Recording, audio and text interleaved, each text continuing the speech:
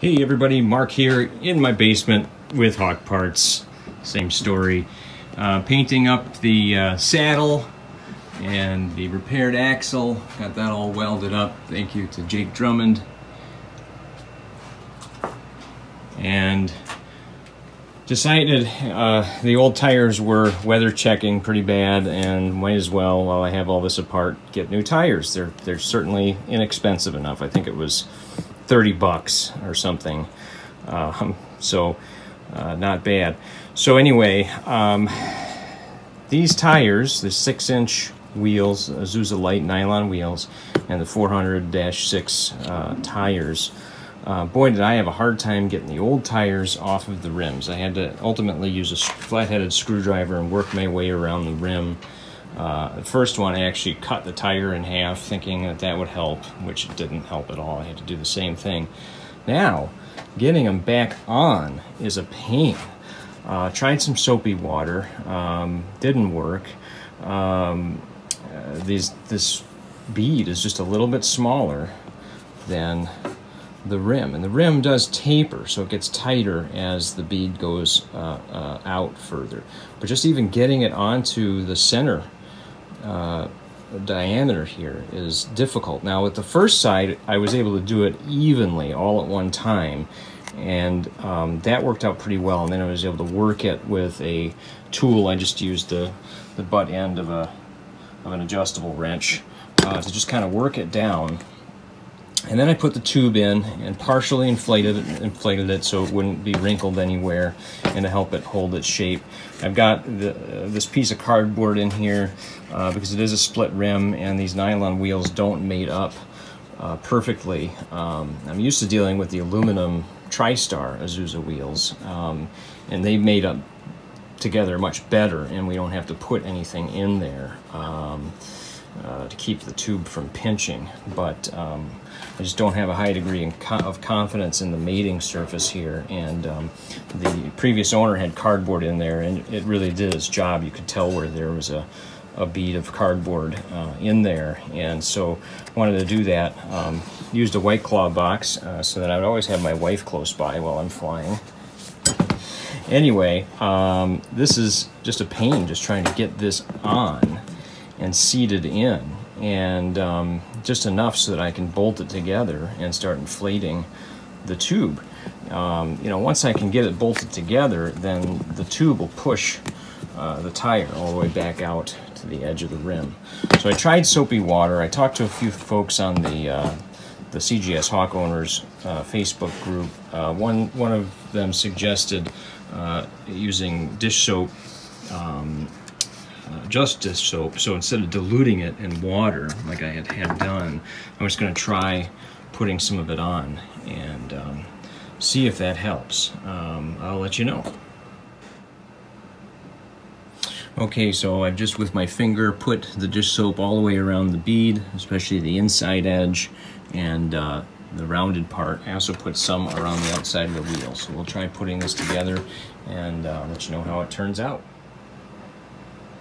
Okay, so I did get it in, but the cardboard got crumpled and stuck. So I pulled the cardboard out and I cut a thinner White Claw strip, if you will. Hopefully it's still thick enough to bridge the seam. Once I get the tire in there again, or the wheel in there again, I'll try to make sure that this cardboard is actually on the seam. Okay, finally some success. I got it in. Now I'm just trying to get the cardboard to not pinch. Just trying to get it up above this lip of this side of the wheel rim, and just trying to gently work it around. It's hard because it's slippery because of the soap, and I don't have a whole lot to get a purchase on. Maybe you just need to wait for the soap to dry out a little bit. Of course, I want to be careful using any kind of a tool. I don't want to puncture the tube, which is partially inflated. Maybe if I take a little air out of the tube at this point, I'll have a little more freedom of movement to get that centered and get the wheel halves together. Once I can get some bolts in there, then I can re-inflate the tube. We'll see if that works. Of course, I'm supposed to be getting in the shower to go to a wedding. So yeah, there's always that. All the realities that keep you from your airplanes and your flying. Okay, that worked, and I got it bolted together. So we'll try getting air in it, see if we can't pop those tires out. Yeah, I could definitely feel a space between the rims, even though these bolts are tightened all the way down. So I'm glad to have the cardboard in there like what was in there before. Okay, so I got the first tire together. I got it inflated and just gradually tightened the nuts on the tire bolts. If you're wondering what these studs are, it's for the Tracy O'Brien brakes. This is what actually engages the brake plate.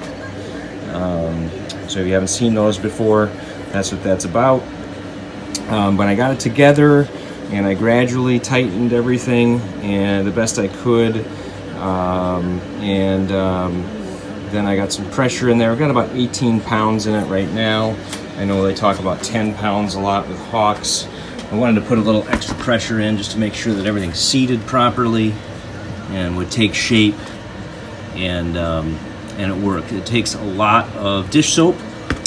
So I'm working on the second one right now, and you can kind of see I've got the first bead of the tire on the first half of the wheel, and I work it around with the blunt end of my adjustable wrench here. And I just have this rag because it was cutting into my hand, and I work it around on the inside. And I got the tube in there partially inflated and my strip of cardboard in there all set to go. Now, part of the problem in getting the second half on is that the tires, when they ship to you, they're flattened out and they're really deformed. So if you can see, this tire now, this side of the bead is totally out of registration with the other side. So, and you know, it's even inside out here a little bit. It's flanged upwards. You can kind of see that. So it's just really difficult. So I've got a lot of soap on there, and I'll probably have to make a few attempts reapplying soap to get this other wheel half actually engaged in the bead, and then making sure it's registered properly, because once it's in there, even with soap on it, it doesn't really like to rotate. And then, you know, getting the bolts in to register it just that little tiny bit more, and then just making sure that nothing is pinched. And hopefully, if anything is pinched, it's a little bit of the cardboard that's kind of part of its job. And just gradually tightening the nuts down as you go. So we'll go ahead and we'll work on the second tire. So I've also applied some soap to the rim itself. You kind of see it on there, shiny, nothing fancy, just a little Dawn. It's good for the ducklings, it's good for us, and we'll try to get it back in. Okay, so I've temporarily put a little more inflation pressure in the tube, not a dangerous amount, but just enough to give the tire a little bit of rigidity, because again, it's so misshapen, it's so hard to get the rim in. Hopefully this will help. First of all, I'll keep this a little bit more round. It's definitely oblong right now, squished, which is part of the difficulty. Once I get the rim seated in the bead, then I'll deflate some of the tube pressure before I start trying to bring the rim halves apart. And also, you know, it's just difficult to not pinch the cardboard when you start bringing the rim halves together. Okay, I got it in and added even more tire inflation pressure to the tube, and that made all the difference. So I didn't obviously put a gauge on it, and I know it feels dangerous and wrong to start inflating a tube more and more before you have a split rim together. But you know, you just have to use your common sense and just really inflate it enough so that the tube or the tire starts to take a little bit more natural shape, and gives some resistance when you're trying to push that other rim half in, and use lots of lube. It's a tight fit, and yeah, all right, I'll stop with the innuendo there. So anyway, I got it in, and you know, we're still way off registration, and I want to try to find here in my shop something that I can engage both halves of the wheel with a bit of a breaker bar on it and kind of clock it, especially while there's some lube on there and there's some hope of getting it clocked a little bit better. So let me see what I can find. It's in there. I sure don't want to take it out, and I don't feel like my chances of getting it registered any better by pulling it all the way out and re-lubing it and putting it back in. I don't feel like I have a high chance of success in getting it lined up better. The bolts are only so long, so I can't register it with the bolts when it's not even together yet, and that's part of the issue. Maybe a longer bolt. Maybe I will have to take it apart and use a longer bolt just for registration. So we'll see. Let me see if I can find something that I can rotate it on the bead, and we'll see what happens there. I got it. The garden claw. Now it looks pretty scary to take something like that to your airplane wheel and tire assembly. Believe me, you got to be careful. But I was able to get it registered in there and turn. It was hard, and then of course I overturned, so I had to turn back. But I got it as close as I can possibly get it to get the wheel halves registered, and now I'm just going to make sure that the cardboard, as I described before, is not getting caught in between, and I'll start to slowly bring the wheel halves together. I already let a little pressure out of the tube so that the cardboard can move a little more freely and things can come together without pinching, and I'll start to get things worked around and get bolts in it, start slowly sucking the bolts in evenly on all three of them, and then we'll put some air in it. So we're almost there. Probably one of the hardest things I've done on the airplane so far, believe it or not. What a pain in the ass.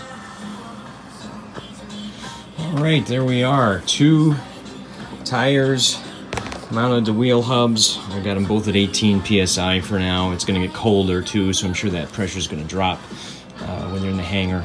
Of course, I'll check pressure before flying, but I'm a long way away from that. I've got a lot left to do. So really glad that this is done. Gotten some techniques together and documented them here. I hope they help you if you're dealing with the same project. So yeah. What a pain, but it's done. Don't relish changing these tires again. Maybe I'll just sell the airplane before then. No, seriously, with the right tools and techniques, it's doable, but it's a pain.